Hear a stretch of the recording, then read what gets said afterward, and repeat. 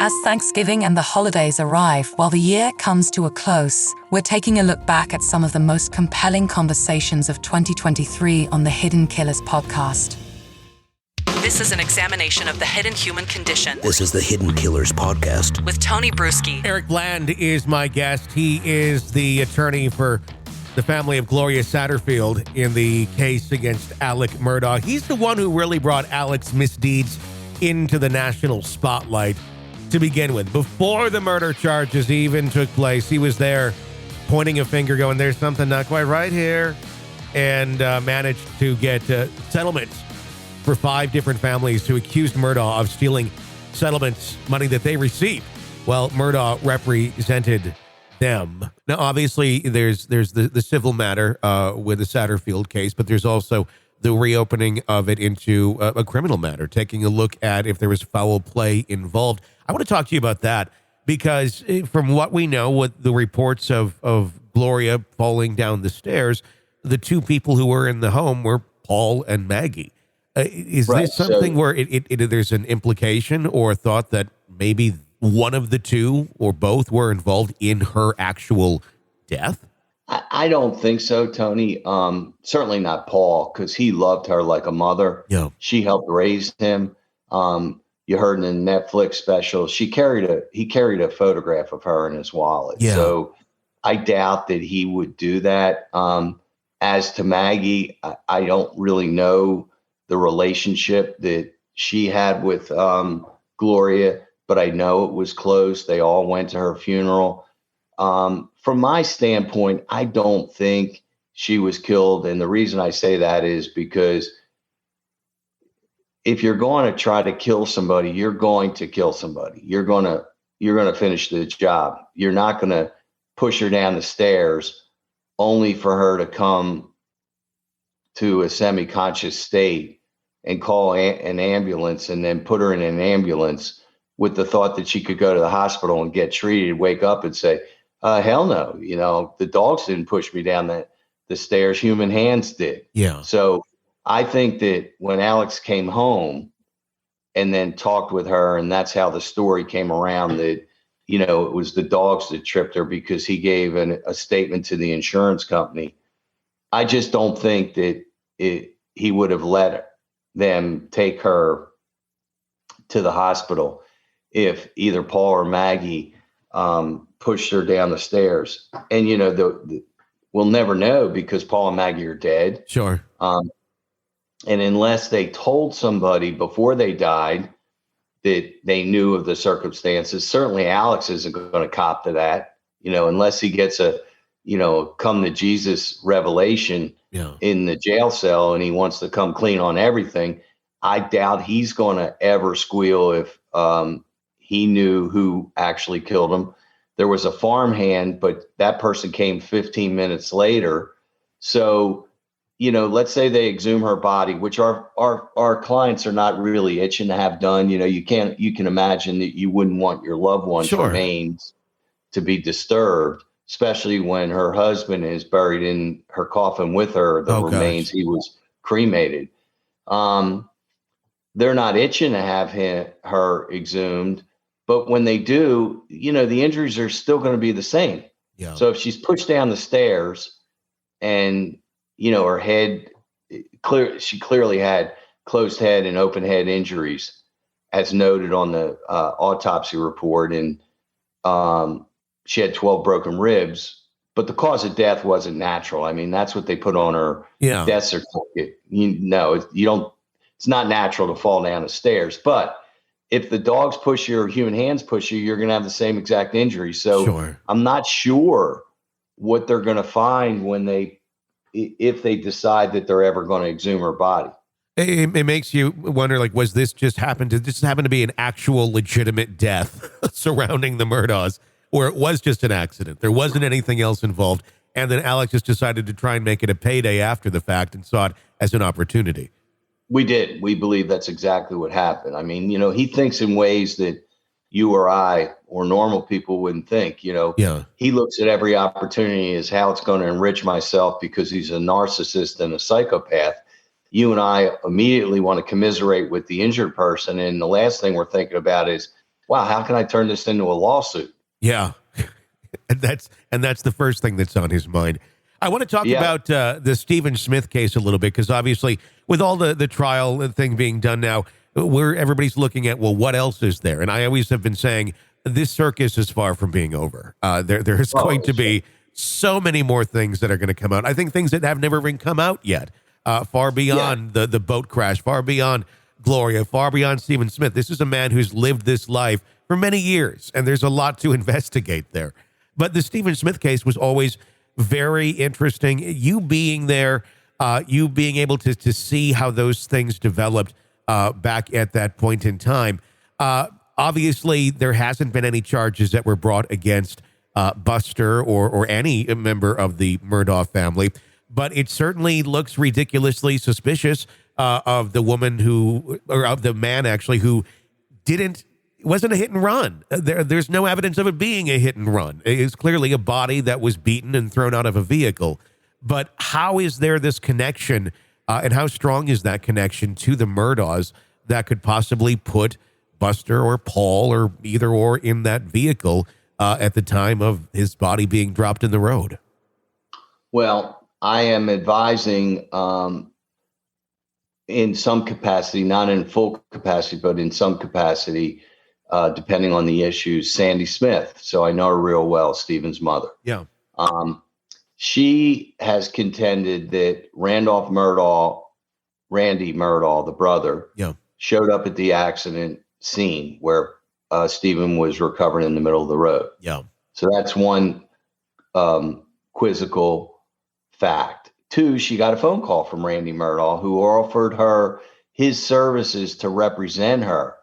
And she was like, well, why do I need representation? What would I need representation for? Yeah. And she never really got a good answer to that question. So the answer really is we don't have a firm connection between the Murdaughs and Stephen Smith's death. However, at or about the time they opened up the investigation for the death in Gloria Satterfield, SLED also announced, after searching the property after the murders following June of 2021, supposedly they found something that caused them to open an investigation into Stephen Smith's death. Now, since that time, we've heard nothing. And law enforcement doesn't give you a press conference and tell you, hey, this is where we are in our investigation. But usually there's enough journalists that have sources that will be able to get a leak or two that would say, hey, look, they're closing in on something, or they've eliminated these suspects.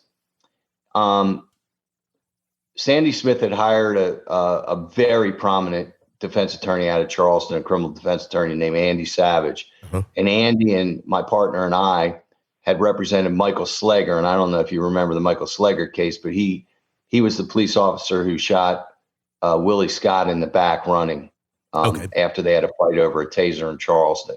Okay. And we represented Michael Slager, the police officer, in connection with claims that he had over insurance coverage through the Police Benevolent Association. Mm-hmm. Andy Slager represented him on the criminal case. Yeah. So she hired Andy. Andy had some investigators do some serious investigation. And without talking to Sandy Smith, he released a public statement that said the Murdaughs don't have anything to do with it. And SLED disagreed with that statement because they didn't close the investigation. And from what I understand, the Murdaughs may have information because obviously of the connections to the 14th Judicial Office, where Randolph Murdaugh was a solicitor, the father, grandfather, and the great-grandfather, but because of the relationship they had with the current solicitor, Duffy Stone. So the answer is, well, does Buster know anything? Does John Marvin know anything? Does Alex know anything? Or Randy know anything? The answer is probably yes. I don't know whether they have anything to do with it, but knowing how information flows through that family, I would think they would know something of what happened to Stephen.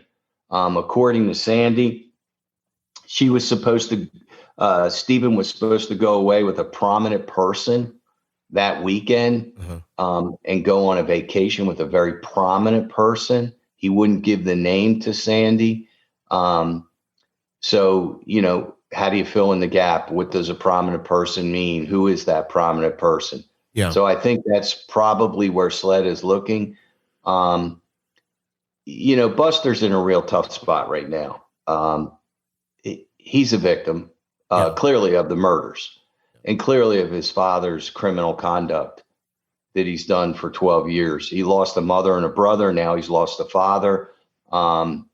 He's been ridiculed because of the law school expulsion over an alleged plagiarism incident. He and his girlfriend, are being subject to a lot of paparazzi and a lot of people following them, whether they're camera people, photographers, or journalists. They've been making a number of police reports, but the Murdaugh cachet, the cachet of the Murdaugh name is gone. Yeah. The citadel has fallen. So I guess the family wanted Alex to be not guilty of murder of Maggie and Paul because they probably could rationalize, well, that doesn't fall on us. If he's innocent, that's great, or not guilty. Him stealing from clients, that has nothing to do with us. And him being a drug addict or a drug taker, drug user, that's not us. But the murders taint the family name forever. Can you imagine being in a restaurant and you hear table for four for Murdaugh? You turn your head, right? You got to turn your head. Yep. Same if you heard, table for four for Hitler. You turn your head. Sure. So Buster, I don't see coming out on top. I don't see Randy Murdaugh staying with his law firm.